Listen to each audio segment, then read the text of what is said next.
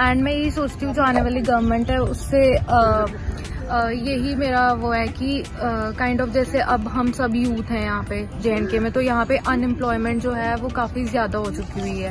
And plus जो बच्चे हैं वो एब्जॉर्ब नहीं हो रहे हैं, वो इसीलिए क्योंकि जो प्राइवेट सेक्टर है हमारा वो इतना ज्यादा डेवलप नहीं है।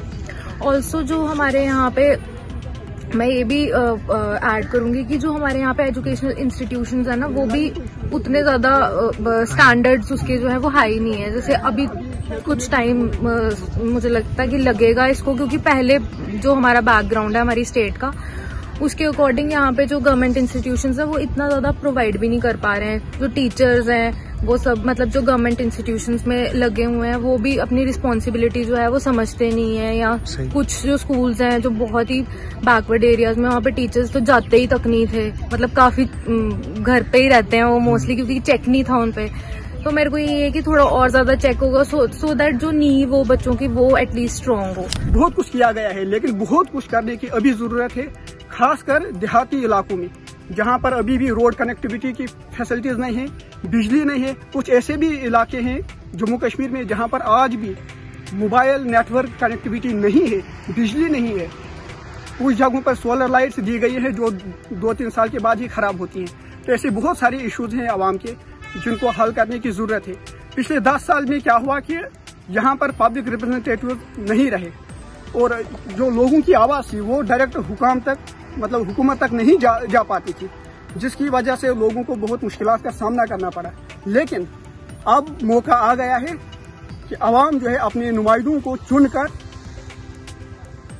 चुनकर भेजेगी असेंबली में, और असेंबली के थ्रू मतलब हुकूमत के थ्रू आवाम के जो मसाइल हैं उनका अजाला हो सकता है।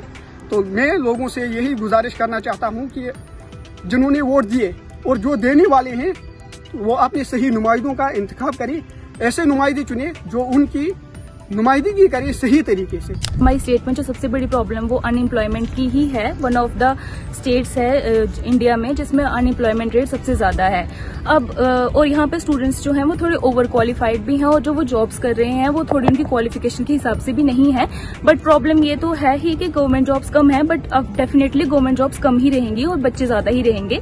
प्रॉब्लम एक और है कि जो यहाँ पर प्राइवेट सेक्टर है वो इतना ब्लूम नहीं किया जितना करना चाहिए था, सो दैट कि जो सारे स्टूडेंट्स हैं वो मैक्सिमम मतलब वहाँ पे एब्जॉर्ब हो सके। अब जैसे नई गवर्नमेंट आती है तो हम एक्सपेक्ट कर रहे हैं कि जो प्राइवेट सेक्टर है वो इस पे थोड़ा ज्यादा जोर देंगे, सो दैट कि बच्चे अच्छी प्राइवेट यूनिवर्सिटीज कॉलेजेस में एब्जॉर्ब हो सके अपनी क्वालिफिकेशन के अकॉर्डिंग। ओवरऑल डेवलपमेंट नहीं हो पाई है यहाँ पे। जैसे कि हमें अगर अब नॉर्मली हम एग्जांपल लेके चलते हैं, जैसे हम इलेक्ट्रिसिटी की बात करते हैं, जो यहाँ पे नॉर्मल यूथ है या नॉर्मल जो लोग रह रहे हैं लाइवलीहुड में, उनकी उतनी अर्निंग्स नहीं है। वो लोग इस चीज़ के लिए उनका मेंटल बिल्डअप था ही नहीं, मेंटल सेटअप था ही नहीं कि यहाँ पर कि जितना मतलब इतना बिल के लिए वो पे कर पाए इतनी, क्योंकि उनकी अर्निंग्स ही नहीं है कि जितना वो इतना पे कर पाए। अब कितनी सारी आप रोज़ न्यूज़ देख रहे हैं तो लोग उस चीज़ों से बहुत परेशान हो रहे हैं। एक ये बहुत मेजर रीज़न आया। अब जैसे आप मार्केट्स की बात करोगे या कुछ है, हाँ अब वहाँ पर भी उतना वर्क नहीं रहा हुआ है। जैसे आप फिर उसके बाद अगर हम टूरिज़्म की बात कर रहे हैं,